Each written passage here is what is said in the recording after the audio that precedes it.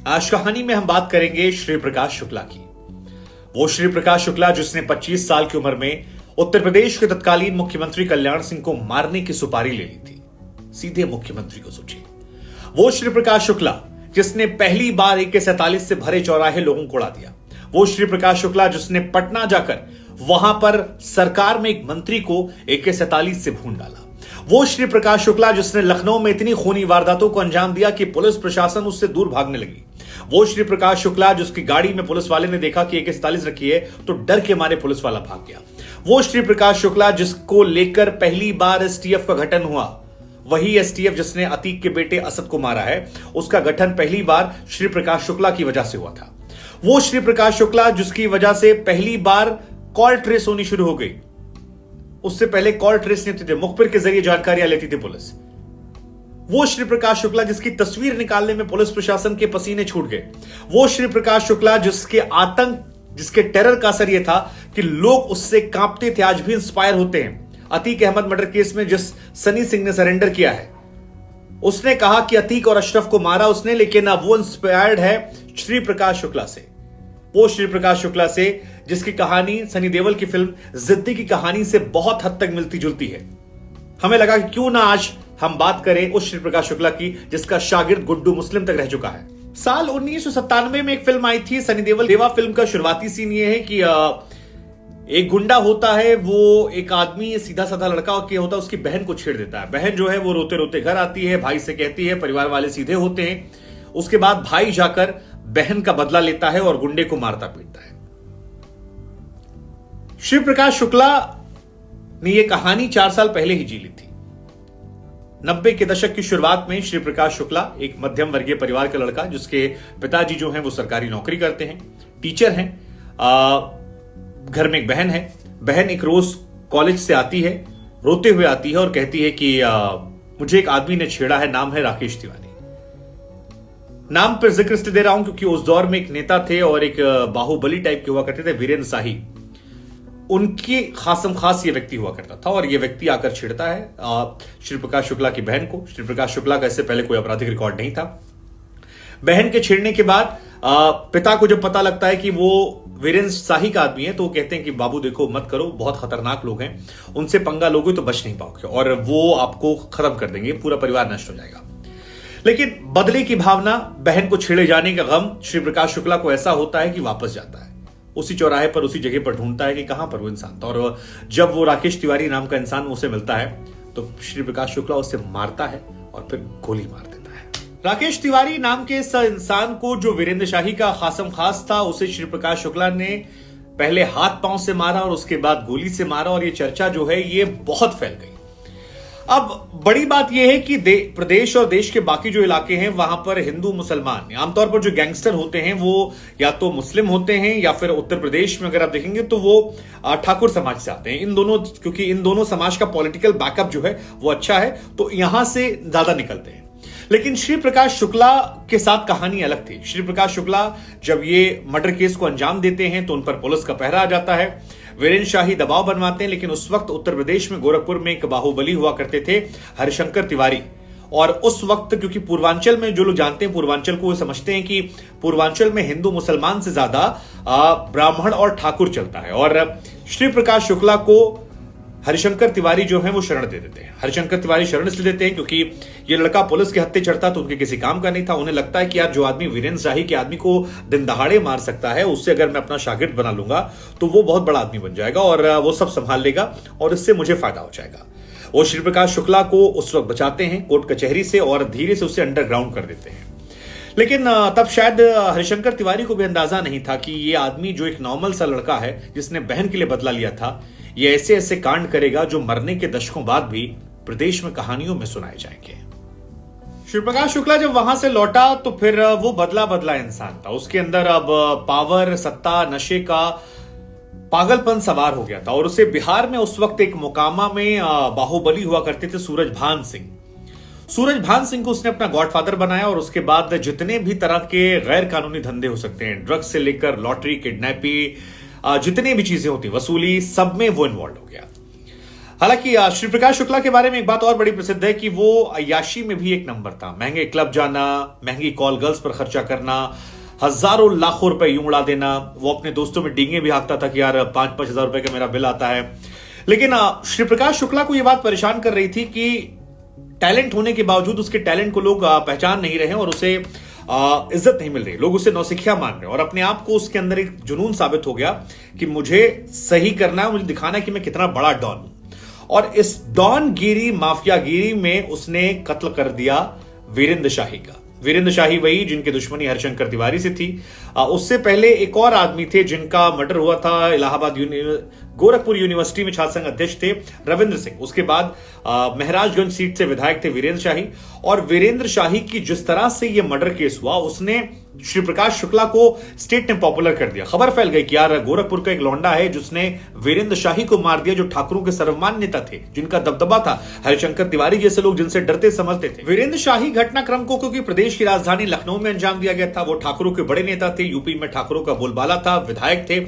ऐसे में उनके मर्डर केस ने श्री प्रकाश शुक्ला को रातों रात हीरो बना दिया। लोगों में एक डर फैल गया कि यार कोई बड़ा माफिया आया, नया लड़का है, बड़ा पावरफुल है।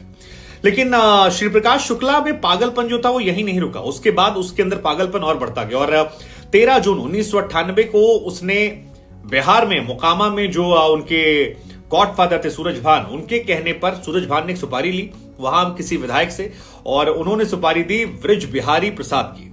ब्रिज बिहारी प्रसाद जो हैं उस वक्त बिहार कैबिनेट मंत्री थे।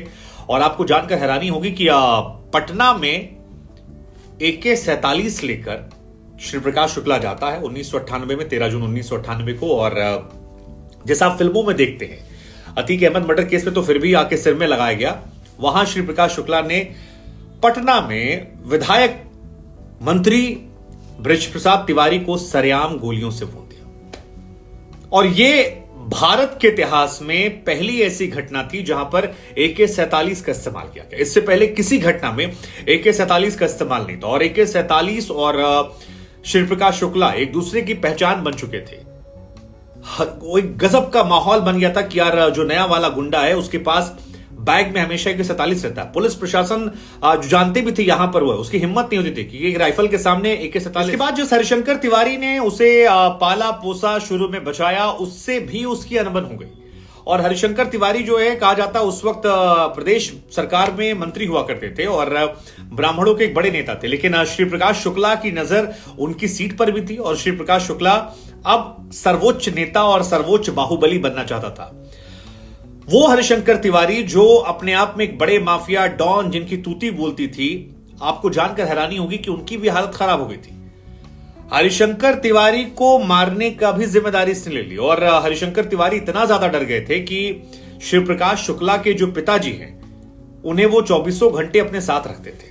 उसके पीछे उनको लगता था कि अगर श्री प्रकाश शुक्ला के पिताजी मेरे साथ रहेंगे तो यह आदमी अपने पिता को तो प्यार करेगा और अगर मारने की नौबत आई तो उनके पिता को हमारे कर देंगे।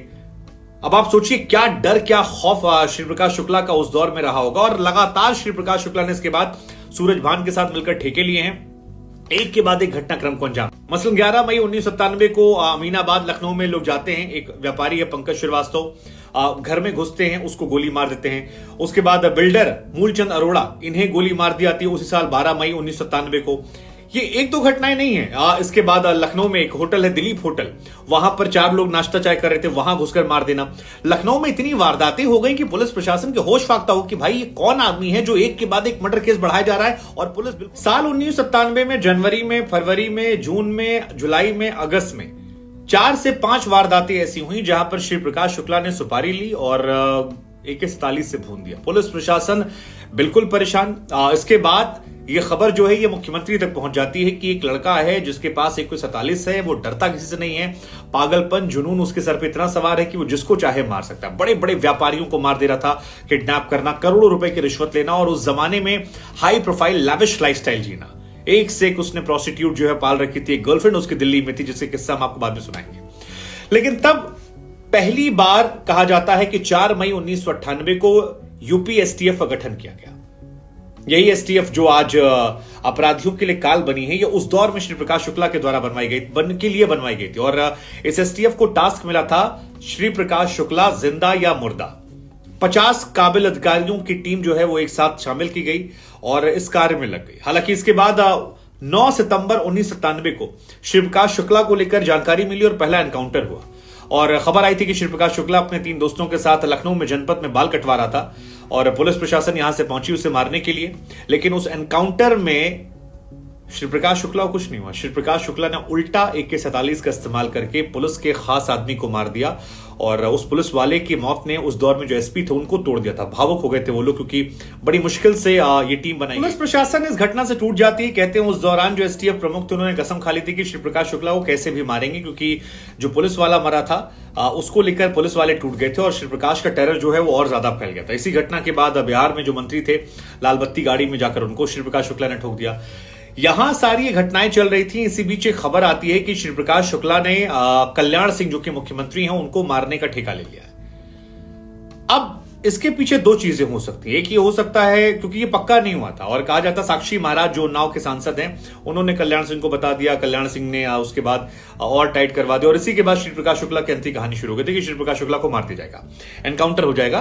बहुत क्लियर हो गया था जिंदा या मुर्दा। लेकिन इसको लेकर भी 2 कहानी आती है। एक कहानी है कि STF की तरफ से कहानी बना दी गई थी ताकि ऊपर पॉलिटिकल जो मैसेजिंग है वो क्लियर हो जाए, क्योंकि श्री प्रकाश शुक्ला के पॉलिटिकल कांटेक्ट बहुत ज्यादा थे। पुलिस प्रशासन में उसके बहुत सारे दोस्त थे, उनको लाखों रुपए दिया करता था जिसके जरिए जानकारियां मिलती थी। और इन सब के बीच में श्री प्रकाश शुक्ला को लेकर जब अखबार में खबर छपती है कि श्री प्रकाश शुक्ला ने प्रदेश के मुख्यमंत्री कल्याण सिंह को मारने की सुपारी ली है, तो फिर सारे कनेक्शंस जो हैं वो खत्म हो जाते हैं। और कई बार बड़े अपराधियों को मारने के लिए इसी तरह कुछ एक्स फैक्टर चाहिए होते हैं। इसके बाद STF पीछे लग जाती है, सर्विलांस शुरू होता है। कहते हैं कि पहली बार वो मौका था जब यूपी STF ने फोन टैप करके सुनना शुरू किया था। श्री प्रकाश शुक्ला का नंबर कहीं से मिल गया और फोन जो है उसका वो टैप करना शुरू कर दिया। सारी बातें पुलिस प्रशासन उसकी दिल्ली वाली। हालांकि इसके बाद श्री प्रकाश शुक्ला को कुछ समय बाद यह शक हुआ कि शायद उसके फोन की आवाज कोई सुन रहा है।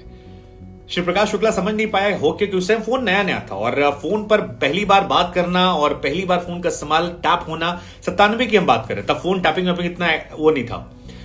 लेकिन श्री प्रकाश शुक्ला फिर भी समझ गया शायद कोई गड़बड़ी हो रही है और उसने अपने फोन से बात करना बंद कर दिया। वो PCO से जाकर कॉल कर लिया करता था, लेकिन वो ये नहीं समझ पाया कि उसकी गर्लफ्रेंड जो है उसके फोन को भी पुलिस STF जो है वो टैप कर रही थी। और उस वक्त STF प्रमुख थे अरुण कुमार, उन्होंने गर्लफ्रेंड का फोन भी टैप किया। श्री प्रकाश शुक्ला इसके बाद एक रोज अपनी गर्लफ्रेंड से कहता है कि मैं तुमसे मिलने आ रहा हूं गाजियाबाद। पहले एक बार लखनऊ के इंदिरापुरम में भी गए थे, लेकिन वहां पुलिस इसे पकड़ नहीं पाई। 3-4 बार STF के हत्थे चढ़ाई, निकल गया वहां से। वो आखिरी जो दौरा था वो 23 सितंबर 1998 का था। ये गाजियाबाद की तरफ निकलता है और इंदिरापुरम इलाके के आसपास पहुंचता है। वहां पर पुलिस पीछा करती है और फिर एक सुनसान इलाका आता है, वहां पर पुलिस जो है इसे आगे से साइड से इधर से ब्लॉक कर देती है। इसके बाद एनकाउंटर होता है और उत्तर प्रदेश के इतिहास का सबसे बड़ा जो माफिया है श्री प्रकाश शुक्ला, उसे मार दिया जाता है। यह कहा जाता है कि 1 करोड़ रुपया उस दौर में खर्च किया था पुलिस STF ने श्री प्रकाश शुक्ला को पकड़ने, उसे न्यूट्रलाइज करने, उसे एनकाउंटर की जो पूरी प्रक्रिया थी। और ये अभी भी उत्तर प्रदेश के इतिहास के सबसे हाई प्रोफाइल एनकाउंटर में इसे गिना जाता है। श्री प्रकाश शुक्ला की मौत के बाद जब STF ने उसे कुंडली खंगाली तो पता लगा कि उत्तर प्रदेश सरकार में बड़े मंत्री हैं, बड़े ऐसे लोग हैं जो श्री प्रकाश शुक्ला से अपना काम करवाते थे। और सत्ता, शासन, प्रशासन यानी पुलिस महकमे के अधिकारियों से लेकर पुलिस के जो छोटे अधिकारी हैं, मुख्यमंत्री के बाद सरकार में जो लोग हैं, उस वक्त की जो कैबिनेट थी उसमें, विपक्ष के नेताओं में, हर एक आदमी से कुछ ना कुछ रिश्ता जो है उस दौर में श्री प्रकाश शुक्ला का निकला। ये कहा जाता है कई सारे लोगों की फिर इंटरनल जांच भी की गई और श्री प्रकाश शुक्ला की ये कहानियां जो हैं ये फिर इतिहास के पन्नों में रह गई। बहुत सारी बातें बाद में निकल कर नहीं आई। हालांकि एक मंत्री का जिक्र होता है जो फिलहाल जेल में, जिनसे इनके संबंध कुछ ज्यादा ही अच्छे थे। लेकिन श्री प्रकाश शुक्ला की कहानी में इमोशन भी है, बहन वाली। कैसे एक आदमी ना चाहते हुए अपराध की दुनिया में आता है और फिर इतना बड़ा ताकत का उस पर गुरूर छाता है कि सरगना बन जाता है। अय्याशी की वजह से मौत भी है। गर्लफ्रेंड से अगर वो रिश्ते ना होते, फोन ना होता, गर्लफ्रेंड से मिलने अकेले ना आना होता, तो शायद उसे पुलिस नहीं पकड़ पा रही थी। वो इतना स्मार्ट था। पहली बार टेक्नोलॉजी का इस्तेमाल होता है। हालांकि वो मर गया, लेकिन उससे किस्से कहानियां उसके साथी रह गए थे और उन्हीं में से एक साथी गुड्डू मुस्लिम था जो बम बनाने वाला था और उन्हीं कहानियों से इंस्पायर ये सनी है जिसने अतीक अहमद हत्याकांड को अंजाम दिया। तो हमें लगा कहानी हम आपको सुनाते हैं और पूछते हैं आपसे कि श्री प्रकाश शुक्ला की कहानी को सुनकर आपको कैसा लग रहा है और इस कहानी में क्या ऐसा है जो इन लोगों को इंस्पायर कर रहा है।